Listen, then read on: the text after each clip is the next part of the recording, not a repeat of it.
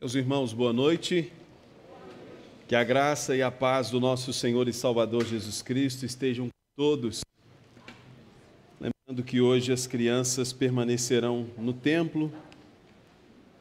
Hoje é o culto de ceia do Senhor. E, meus irmãos, nós encerramos a nossa... Só um pouquinho para lá, Rui, por favor. Aqui, obrigado. Nós encerramos a nossa série de exposições em Esdras e Neemias, e daqui até o Natal nós faremos uma pequena série de exposições sobre profecias do Advento, profecias sobre o nascimento, que anunciavam que o Verbo viria, que o Verbo se encarnaria. Então nós daremos início a essa série de exposições sobre essas profecias. Permitindo o Senhor, seremos conduzidos pela boa mão do nosso Deus até o dia 24, quando exporemos então a última profecia. Bom, eu quero convidá-los a abrir a palavra de Deus em Isaías capítulo 9. Vamos ler do versículo 1 ao versículo 7. Esse é o texto que meditaremos nessa noite.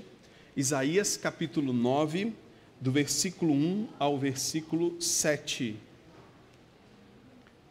Isaías 9, do 1 ao 7.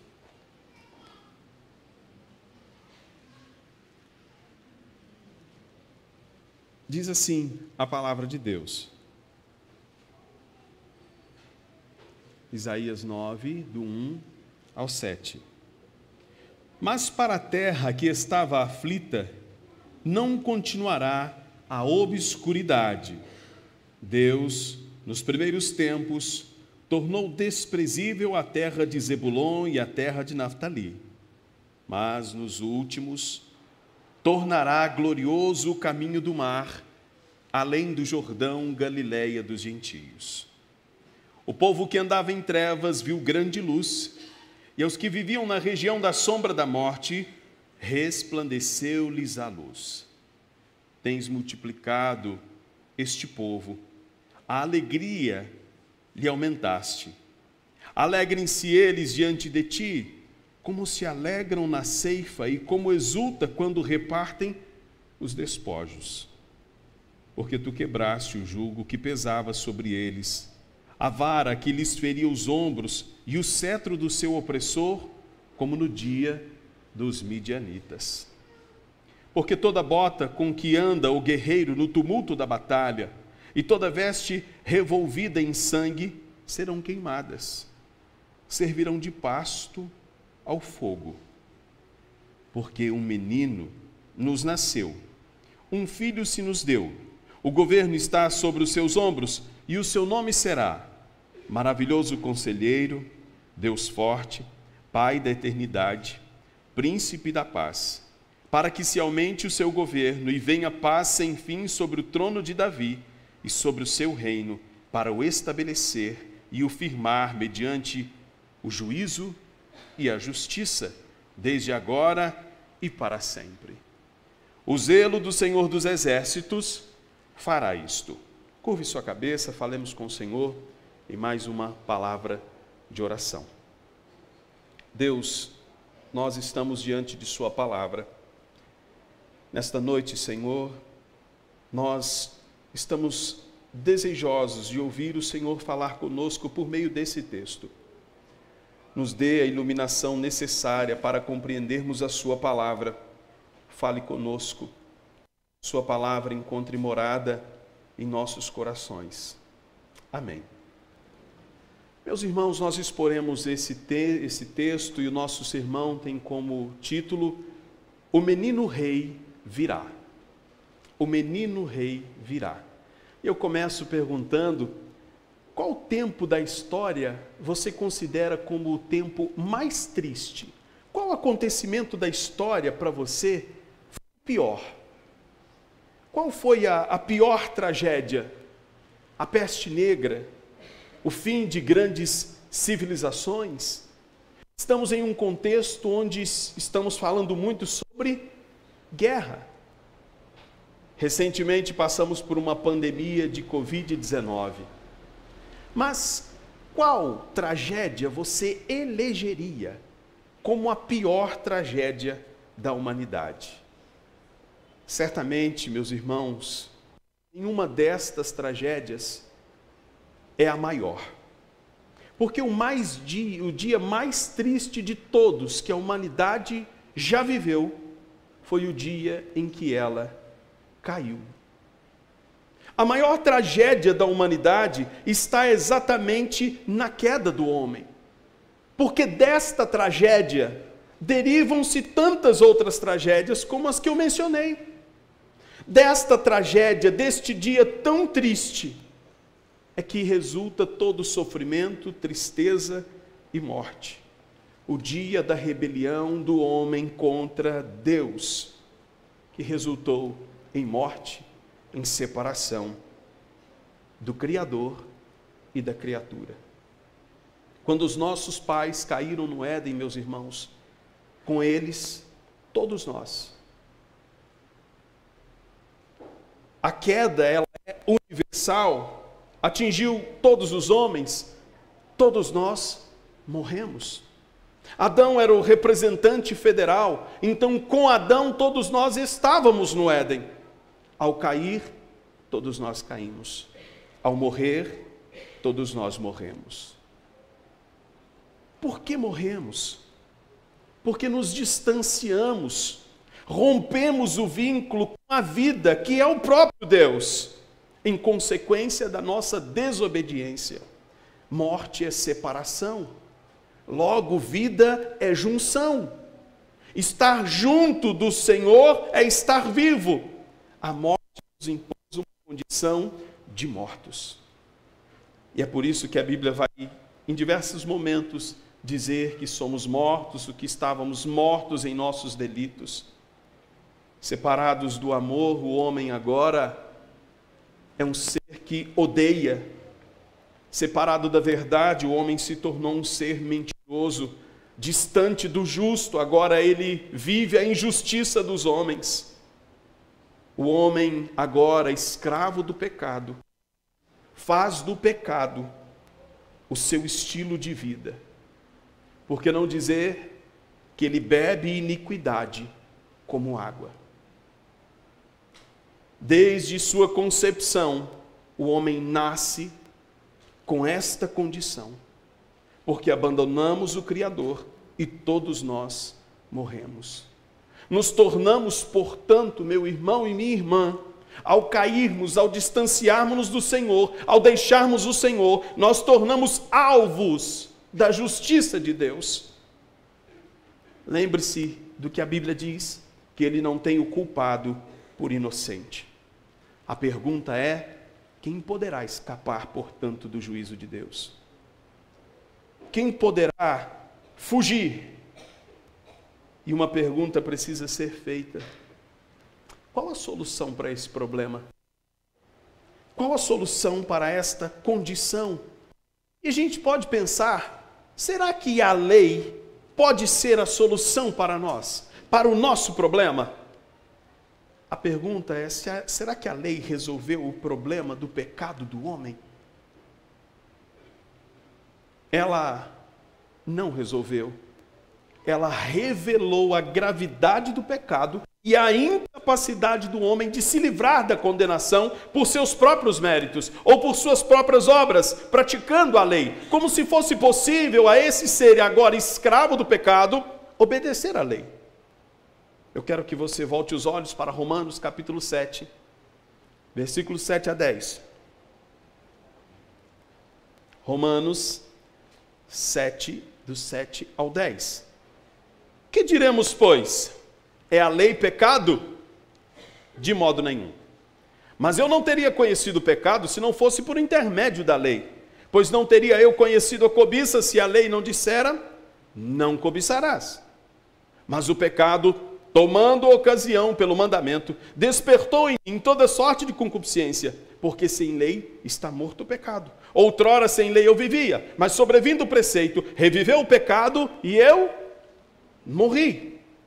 E o mandamento que me fora para a vida, verifiquei que este mesmo me tornou para morte. A lei não trouxe vida para nós, Não que a lei fosse ruim, não. A Bíblia diz que a lei é boa e santa. A lei é boa, mas a lei mostrou que eu sou mau. A lei mostrou, evidenciou a nossa condição de pecadores. A lei agora pesa sobre nós, ela nos condena. Todos os homens se tornaram, portanto, condenáveis aos olhos de Deus. O justo não deixará que o culpado passe inocentemente, sem que o pecado seja expiado. Mas como poderíamos pagar? A lei não resolve o meu problema. Boas obras, boas práticas não podem resolver o problema do homem, por mais justo que esse homem tente ser. Por mais que esse homem ainda chegue ao ápice de entregar o seu próprio corpo para ser salvo, para ser queimado, não vai adiantar nada. Boas obras não podem resolver. A lei, tentar obedecer à lei, tentar fazer alguma coisa para ser salvo, só vai expressar, evidenciar a sua incapacidade de fazer o que a Bíblia diz.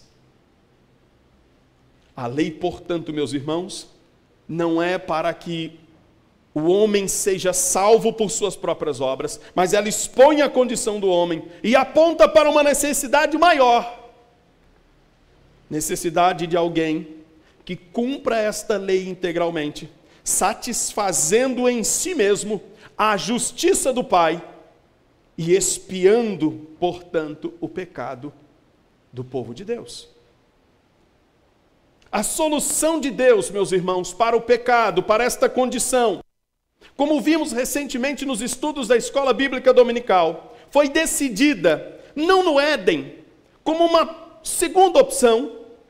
Não foi decidido ali, olha, alguma coisa deu errado. A gente cochilou aqui um pouquinho e a serpente está batendo um papo com a mulher, mas agora nós somos muito educados, nós não vamos intrometer na conversa. Deixa rolar, vamos ver o que dá. E deu ruim. Agora, vem cá, vamos conversar. O que você acha? Vamos tirar aqui no 0 ou 1 para ver quem pode morrer por eles? Não foi assim. Como vimos nos estudos da Escola Dominical, na Teologia da Aliança, esta solução já estava planejada desde a eternidade pela Trindade. A aliança do Pai, do Filho e do Espírito para resgatar o homem não foi um improviso, mas sempre foi o plano principal de Deus. O que vemos, e eu quero que você volte os olhos, Gênesis 3,15. O que vemos é um Deus revelando, começando a dar sinais deste plano eterno para o homem. E qual que era o cenário? Qual é o cenário em que esta notícia chega? Deus, como disse, não foi pego de surpresa, mas o homem surpreendeu-se com sua própria capacidade de cair. Deus não fez o homem pecar, o homem cai por si só. O homem é responsável. Deus, então, justo que é, chama para uma conversa. Adão, onde estás? Eu estava nu, ouvi tua voz e me escondi. Quem disse que estavas nu? Foi. E ele vai jogando a culpa, um jogando a culpa para o outro. Em Gênesis 3,15 a gente tem uma boa notícia. A semente da mulher esmagará a cabeça. Espera aí. Num cenário de morte, de separação, de tristeza, de condenação, eis que surge uma boa notícia. Esta não será a condenação, a situação eterna do homem, no tempo que naquele tempo ainda não sabia-se qual. Virá o descendente da mulher. Alguém, como solução de Deus, como redentor, já começa a ser anunciado. E como estudamos na Escola Bíblica Dominical, a revelação ela vai progredindo. Isso vai se tornando cada vez mais clara. Isso vai se tornando cada vez mais claro. A boa notícia é dada num cenário de morte, de caos, tristeza e separação. E essa revelação vai progredindo. E este cenário de escuridão, de trevas e de boa notícia também é o cenário do texto em que lemos.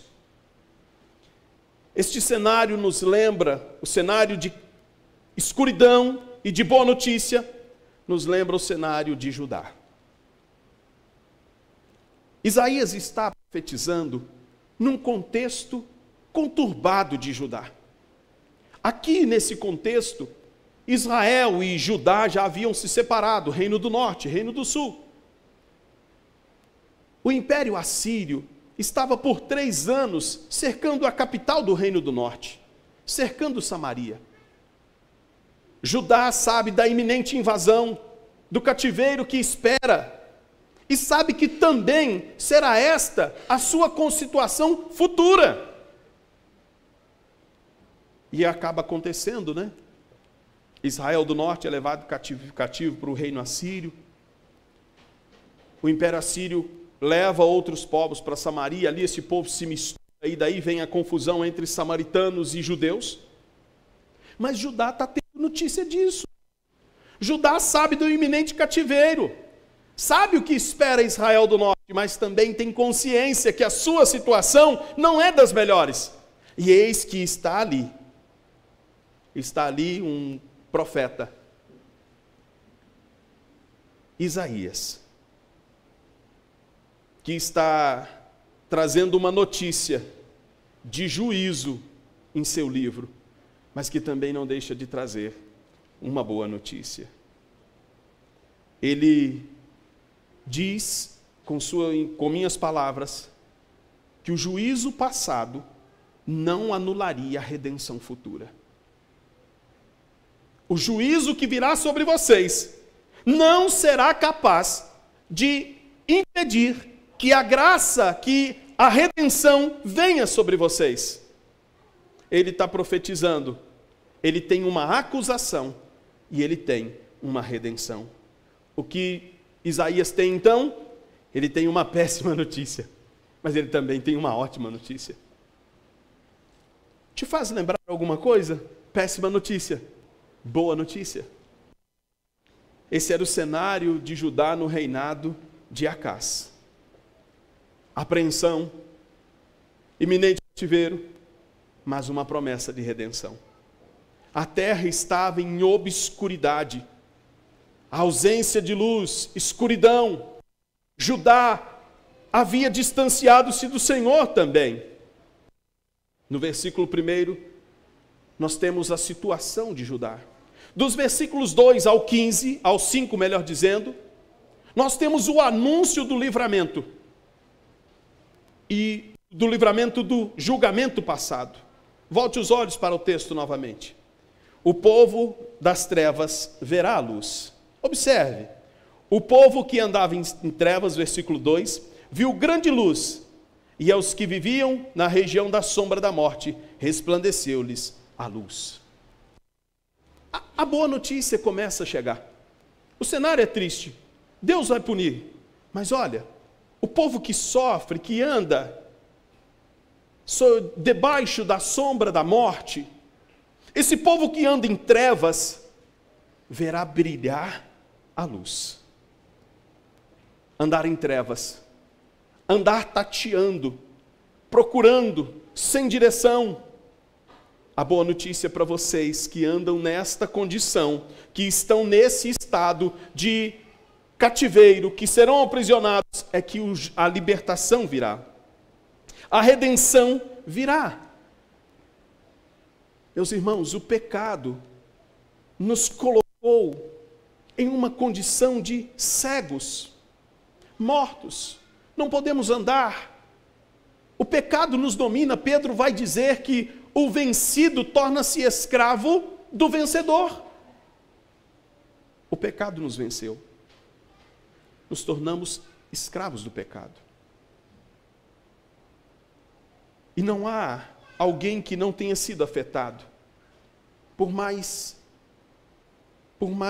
que um recém-nascido não manifeste ainda sua natureza, à medida em que for se desenvolvendo, se desenvolverá a sua natureza caída também. Aos pais eu pergunto, você precisou dar aula de mentira para o seu filho alguma vez? E foi surpreendido com uma. Você precisou ensinar para o seu filho o que é bater, o que é xingar, o que é agredir? Não, mas ele aprendeu fácil. A natureza vai conduzindo. A natureza nos escraviza. Nós não podemos dizer, eu nunca mais vou pecar. O que fazemos é escolher qual pecado cometeremos. Mas não somos livres para dizer por nós mesmos, eu não vou pecar. Não. O vencido torna-se escravo do vencedor. Mas eis que a luz veio ao mundo. Para o cativo, para aquele que está aprisionado pelo pecado, para aquele que tem o pecado como seu senhor, e sabe que por isso o juízo de Deus é iminente, e será. Existe uma única solução, um único libertador para você nesta noite. A luz veio ao mundo. Jesus diz, eu sou a luz do mundo. Quem anda nele, não anda em trevas. Passamos, diz as Escrituras, das trevas para a luz. A boa notícia que o profeta Isaías trouxe para aquele povo era esta: povo que estará em trevas no cativeiro, povo que está em trevas, cenário ruim, o que eu tenho a dizer para vocês é que a luz vai brilhar. É como se disséssemos para alguém que está sofrendo muito à noite, fique calmo, daqui a pouco o dia vai clarear. Uma boa notícia chega. A boa notícia para aquele que está em trevas é que Jesus é a luz e que Ele transporta-nos do reino das trevas para o reino do Filho do seu amor. Esta não é uma boa notícia? Certamente é a notícia mais importante que eu tenho para você nessa noite. Não tenho nenhuma outra. Não tenho solução financeira para você. Não tenho solução para o seu casamento. Tenho uma solução para a sua alma. Você que está em trevas, Jesus diz, eu sou a luz do mundo. Ele liberta você, Ele o tira desta condição. A realidade de morte é transformada em realidade de vida. Continuemos no texto, versículos 3 e 4. Olhe, observe, tens multiplicado este povo, a alegria lhes aumentastes, alegram-se diante de ti, como se alegram na ceifa, e como exultam quando repartem os despojos, porque tu quebrastes o jugo que pesava sobre eles, a vara que lhes feria os ombros, e o cedro do opressor, como no dia dos midianitas. Esse povo se enche de alegria agora. Lembra do cenário? Lembra do cenário? Tristeza, dor, morte, separação. A redenção agora é um cenário de alegria. Ele enxuga de todo o olho, de todo o rosto, a lágrima. Exultem de alegria, saíram das trevas para a luz. Exultem-se, se alegrem, porque a mão que pesava sobre vocês foi tirada. A vara para os ombros não acontecerá mais o açoite. O cedro que pesava sobre vocês não existe mais. Se alegrem como alguém que se alegra pegando despojo, porque só pegava o despojo quem vencia, quem triunfava sobre o inimigo. Você pode se alegrar nesta noite, se o Senhor mudou a sua condição de condenado para perdoado. Você pode se alegrar porque o inferno não é mais o seu destino eterno. Você pode se alegrar, você pode exultar, porque a sua realidade agora é de filho de Deus e não de escravo do pecado.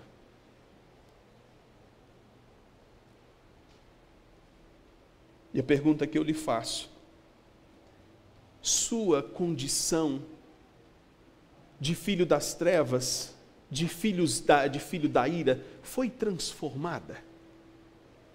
Você nessa noite consegue se alegrar ao trazer à memória qual era a sua condição de escravo do pecado? Ao olhar para o seu destino eterno, pode ser sua transição deste para o outro lado, deste mundo para a eternidade, pode ser hoje mesmo. Você consegue se alegrar? Você se alegra com a ideia, não de algo possível, mas com a realidade de que o seu destino eterno é morar com o Senhor que o tirou das trevas para a luz? É esta alegria que a redenção causaria naqueles que sofreriam o juízo. E é a alegria que deve estar no coração daqueles que deixaram de ser condenados para perdoados. Ele está profetizando, vocês vão se alegrar. E no versículo 5 ele vai dizer que queimariam as roupas da guerra. As roupas da guerra seriam queimadas, as botas. O que ele está dizendo aqui é que não seria uma trégua do opressor. Não seria assim, eu vou aliviar a confusão entre vocês. Eu vou aliviar o sofrimento de vocês. Não. Ele vai dar um fim definitivo. Queimar as roupas da guerra, dar um fim naquilo era, não há possibilidade do inimigo mais se levantar contra vocês. Vocês não verão esses inimigos que aprisionarão vocês, e Judá, esses inimigos que aprisionarão, esses inimigos que subjugarão vocês. Vocês, quando acontecer a redenção, vocês não correrão mais risco de serem novamente por eles aprisionados. Meus irmãos, que alegria! Me lembro agora de Paulo, parece Paulo gritando para a gente que nenhuma condenação há para os que estão em Cristo Jesus. Nem a morte, nem a vida, nem principados, nem potestades, nem o passado, nem o presente, nem o futuro. Nada poderá nos separar. Nada nos aprisionará novamente. Fomos libertos. Cristo não é como os outros, ou Cristo não é como os animais sacrificados, que de tempos em tempos tinha que ser sacrificado, que de tempos em tempos tinha que ter um novo sacrifício. Cristo é o sacrifício eterno. Logo, sua obra de redenção, ela é eterna. Você nunca mais, porque se o Filho vos libertar, verdadeiramente sereis livres. O pecado não terá mais domínio sobre vocês. É a partir de tudo isso que esta mesa faz sentido. É sob essa ótica de redenção, de livramento, que esta mesa é posta aqui, faz todo sentido. Sem isto em mente não faz o menor sentido, é não discernir o corpo. Veja o que Cristo fez por você. Não há possibilidade de outra vez você se perder. É a segurança que temos nele. É a segurança de que o nosso Senhor nos conduzirá a bom termo até o fim, para nos apresentar, como diz Judas, para nos apresentar santos e irrepreensíveis. Não por nós mesmos, mas por causa da obra de redenção operada em nós. Meus irmãos, não há possibilidade. Imagine Judá ouvindo isso. O bicho vai pegar, mas eu sei que no final a gente vai ser liberto. A coisa vai ficar feia, mas eu sei que no final tudo vai dar certo. Eu sei que no final nós não seremos mais cativos. Mas como isso será? Como se dará isso? Talvez alguém pudesse gritar para Isaías: Isaías, conte-nos. Ok, a obra é linda, maravilhosa. Como será isso? Como isso acontecerá? E então ele chega ao versículo 6. Um menino, volte os olhos para o texto. Porque um menino nos nasceu, um filho se nos deu. O governo está sobre os seus ombros e o seu nome será. O contraste aqui é fantástico. Olhe, Se você voltar os olhos alguns versículos acima, você vai ver que está falando de guerra. Roupa suja de sangue, despojo, bota. Você consegue entender uma criança nesse cenário? Isaías está dizendo, ele não é um guerreiro como vocês. Ele não é um guerreiro como vocês. É um menino que é maior do que todos os reis da terra. É um menino, alguém que nascerá, alguém que lhe será dado como um presente. Um menino, e imagina, um menino que envergonhará os guerreiros. Um menino que, sendo um menino, libertará o seu povo. Alguém dará um filho a vocês. Um presente de Deus foi nos dado. Mas não só um menino capaz de guerrear e triunfar e libertar o seu povo. Um menino que também governa. Está sobre os seus ombros. Somente uma obra de Deus, uma obra divina. Como será isso? O menino vai nascer. Ele vai nascer como rei. Ele vai governar. Ele não vai nascer para crescer, casar, ter filhos e ao fim da vida morrer como todos nós. Ele não será como nós. Ele nos será dado. E ele vai governar. Um presente de Deus é dado. E o nome desse menino será Maravilhoso Conselheiro. Em Juízes capítulo 3, versículo 18, numa teofania, numa manifestação do anjo de Deus, pergunta-se então, qual é o seu nome? E a resposta é, por que pergunta o meu nome, se ele é maravilhoso? O nome dele é Maravilhoso Conselheiro. Não é, gente, como a gente às vezes canta, maravilhoso, vírgula, conselheiro, vírgula. Não. Maravilhoso Conselheiro. O que é isso? O menino que nos será dado, ele não é mestre como os homens. Ele não é simplesmente alguém sábio. Ele está muito além de todos os mestres. O seu ensino é mais profundo do que o ensino de todos os homens.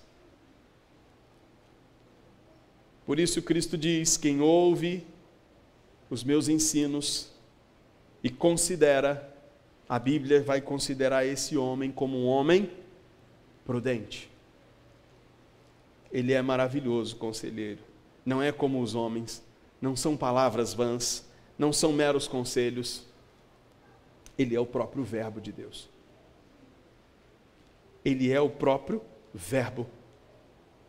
Ele não é palavras repetidas. Ele não é fruto de um pensamento humano. Ele não é fruto da caneta de alguém. É ele o próprio Verbo. Ele também é Deus forte. Ele não é apenas um menino. Ele é Deus. Um menino que é Deus. Ele é Deus conosco. Esse menino, portanto, tem uma característica que somente o Filho de Deus tem: divino e humano.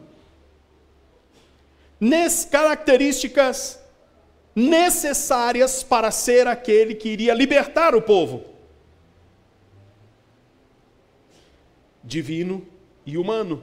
E lembro-me de Jó quando diz assim no capítulo 9, quem dera tivesse entre nós algum juiz para colocar a mão sobre os meus ombros e sobre os seus ombros. O que ele está pedindo? Quem dera tivesse alguém que fosse capaz de ser o mediador entre a humanidade e a divindade. Para ser isso, a ponto de tocar o humano e tocar o divino, esse mediador necessariamente tinha que ser divino e humano. Ele é Deus e ele é menino. Ele é homem e ele é Deus. Ele é divino humano, por isso ele pode ser o libertador. Ele é Deus forte. Quem é esse Rei da Glória, Salmo 24. O Senhor forte e poderoso, o Senhor poderoso na guerra. Ele também é pai da eternidade, um menino que é pai da eternidade. Naquela época, até se concebia a ideia de o rei se chamar ou ser chamado de pai, na ideia de que ele era o pai daquela nação, ele era o responsável daquela nação, mas pai da eternidade, nenhum rei humano poderia dizer-se. Ele é aquele que é eterno, é aquele que não foi criado por ninguém, é aquele que não tem um início, um meio e um fim. Lembro-me do Senhor Jesus certa vez causando grande escândalo ao dizer assim: antes que Abraão existisse, eu sou. Antes que Abraão existisse, eu sou. Ele é eterno, ele é o príncipe da paz, ele é o príncipe, o filho do rei, o trono é dele. Ele é o filho do rei, aquele que tem o trono e que reconcilia, através da paz, Deus e o povo. Se lembra do que Paulo diz sobre isso? Porque Deus estava em Cristo, reconciliando consigo o mundo, não imputando aos homens transgressão. Ele é o príncipe da paz. Ele governa através da paz. Ele é o Senhor que trouxe-nos a paz. A paz que excede todo entendimento. A paz que os filhos da luz, outrora das trevas, agora desfrutam. Ele é o príncipe e ele reinará eternamente. Versículo 7. Seu reino aumentará cada vez mais. Ele reinará, mas um dia ele reinará de forma completa sobre todos. Ele não veio para condenar o mundo, mas para que o mundo fosse salvo por ele. Meus irmãos,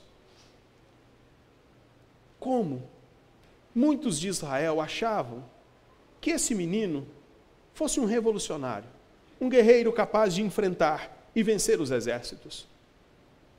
Nem todo mundo de Israel entendia qual era a grande necessidade do homem, que não era uma libertação dos impérios humanos, mas era uma libertação do império das trevas, da condenação, do juízo. Basta ver que aqueles que tinham a lei na mão não conseguiram, diante do menino, diante do príncipe da paz, reconhecer que ele era o libertador. Porque, meus irmãos, nem todos conseguem enxergar a necessidade de um Salvador. Embora todos careçam desse bendito Salvador. Os doutores não reconheceram, mas um velho, chamado Simeão, pode despedir o teu servo em paz. Os meus olhos já viram a salvação. Um velho esperava, os doutores não aguardavam o menino. Maria cantou, e tanto os santos do novo, do lado de cá da cruz da ressurreição, do nascimento, morte e ressurreição, quanto os santos que precederam a encarnação do Verbo, todos salvos pelo Senhor Jesus. Em todo o tempo, a salvação só se deu por meio desse menino. A revelação está avançando. As coisas começam a ficar mais claras. Já conseguimos enxergar aqui, em Isaías 9, que o Filho de Deus nasceria, como seria o seu governo, qual seria o seu caráter, seus atributos, como ele faria tudo isso. Isaías 9 nos revela. Cristo, na altura da história que nesse texto viria, do lado de cada história ele já veio. Mas eu pergunto para você, para a gente encerrar. Você continua em qual lado? Continua nas trevas? Continua escravo do pecado? Continua sendo pisado pela escravidão do pecado? O pecado continua sendo o seu senhor? Meu nome não é Isaías, ele hoje não está no culto, está em Ouro Preto pregando na igreja. Mas eu posso lhe trazer uma boa notícia. O Salvador, o menino nasceu. E ele, nesta noite, pode transportá-lo do reino das trevas para o reino do Filho do seu amor. Mas o que eu preciso fazer, William? Eu quero te dizer que se você se enxerga nesse estado, algo já foi feito por ele em você. Agora você precisa responder dizendo: miserável pecador que sou, careço desse Salvador bendito. Meus irmãos, falo para pessoas que estão nesta condição, mas falo para pessoas que já foram transportadas do reino das trevas para o reino do Filho do seu amor. A vocês, voltando para o que diz o texto, alegrem-se, passaram da morte para a vida. Nenhum sofrimento do tempo presente deve ser maior do que esta alegria indizível de ser salvo. Nenhum pecado acidental deve roubar de você a alegria nesta noite de participar da mesa do Senhor. Nada deve arrancar do seu coração a convicção de que a eternidade, de que a morada eterna com Deus é o seu destino eterno. E garre-se ao que diz o apóstolo Paulo, que nada nos separa do amor de Deus que está em Cristo Jesus. Alegre-se e participe da mesa do Senhor. E todas as vezes que passar por alguma adversidade, volte-se para a obra de redenção e alegre-se. Os despojos foram tomados, as vestes do inimigo queimadas. Você não voltará a ser cativo. Tenha certeza desta obra operada em você. Vou dar oportunidade para que você, que ainda se sente nesta condição de escravizado, confesse os seus pecados a Cristo, arrependendo-se e reconhecendo a necessidade desse Salvador. E darei a oportunidade para que você, que também já foi transportado, já não está mais nesta condição, mas que agora desfruta de liberdade em Cristo Jesus, agradeça ao Senhor por esta obra maravilhosa de salvação, de redenção operada em seu coração.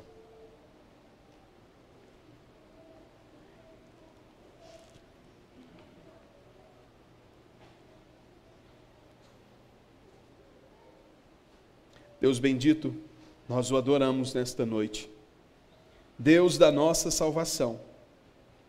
Nosso estado, Senhor, natural é caótico, escravos do pecado.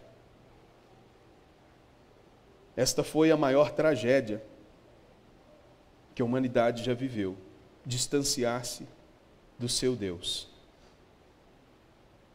Mas a obra de Cristo é a maior demonstração de amor que esse mundo já viu. O Senhor resgata pecadores. Peço que o Senhor continue a usar o seu povo a proclamar o Evangelho, para que o teu reino avance, mais pessoas ouçam e creiam nesta boa notícia. Creiam no Salvador bendito. Peço que o Senhor faça isso nesta noite aqui nesta igreja. Peço que o Senhor chame pessoas que porventura não tenham sido ainda aqui nesta noite alcançadas por tua graça. Faça isso através da exposição de tua palavra, não só hoje, mas todos os dias, todas as vezes em que ela for pregada deste púlpito, que o Senhor chame pecadores para si, porque esse é o meio ordinário pelo qual o Senhor chama. Porque sabemos que sem a revelação especial do Senhor, o homem jamais poderá vir caminhar com seus próprios pés em sua direção. Faça isso nesta noite. Desperte corações, abra os olhos, vivifique pessoas que ainda estão mortas em seus pecados, Senhor. Pessoas que estão aqui, pessoas que nos assistem também. Mas também, Senhor, nos alegramos porque a tua igreja não está mais nesta condição. A tua igreja foi resgatada, a tua igreja, o teu povo resgatado e inserido nesta igreja. Obrigado, porque agora podemos nos alegrar. Nossa condição de outrora não é mais a nossa realidade. Obrigado, Senhor. Que alegria indizível ser perdoado, ser adotado, antes ser justificado, Senhor. Peço que esta alegria da salvação esteja no coração de cada pessoa que o Senhor alcançou por tua graça irresistível. E que, Senhor, ao participarmos da ceia, da mesa do Senhor, nos lembremos da nossa condição de outrora, de quem somos e da esperança futura. Obrigado, Senhor, por isso. E obrigado por fazermos parte do teu povo. Obrigado por enviar o seu Filho, pois tudo isso hoje só é possível porque o Verbo se encarnou e habitou entre nós. Nós nos alegramos e te agradecemos em nome do teu Filho Jesus. Amém. Graças a Deus.